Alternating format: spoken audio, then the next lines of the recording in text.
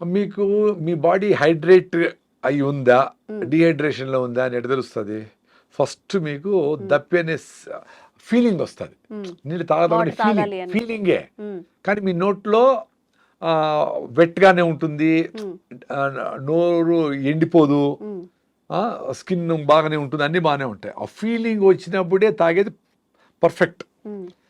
మీరు పోస్ట్పోన్ చేసినారు, ఏదో బిజీగా ఉండి అదే దప్ప అవుతుంది, కానీ మళ్ళీ ఏదో బిజీగా మీటింగ్లో ఉండరు, ఏదో అందరు బిజీగా ఉండరు కదా ఎక్కడ చూసినా.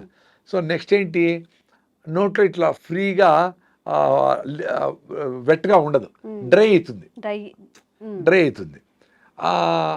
అట్లే మళ్ళా మాట్లాడుతూ ఉన్నారు అనుకోండి, మళ్ళీ యూరిన్ ఎల్లోకి వస్తుంది, మళ్ళీ అట్లే పోస్ట్పోన్ చేస్తాడు, మళ్ళీ తాగుతాం అనుకుందాం నీళ్ళు, మళ్ళీ ఇంకో రోజు యూరిన్ ఎల్లోకి వచ్చినా కానీ ఇంకా బిజీగా ఉంటావు, మళ్ళా యూరిన్ మంట పుడుతుంది, ఎక్కువ యాసిడ్ అయిపోతుంది కదా, మంట పుడుతుంది.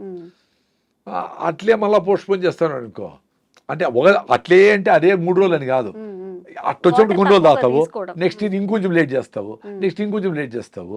సో బాడీ చిన్నగా సిమ్టమ్స్ చెప్పేది ఆపేస్తుంది.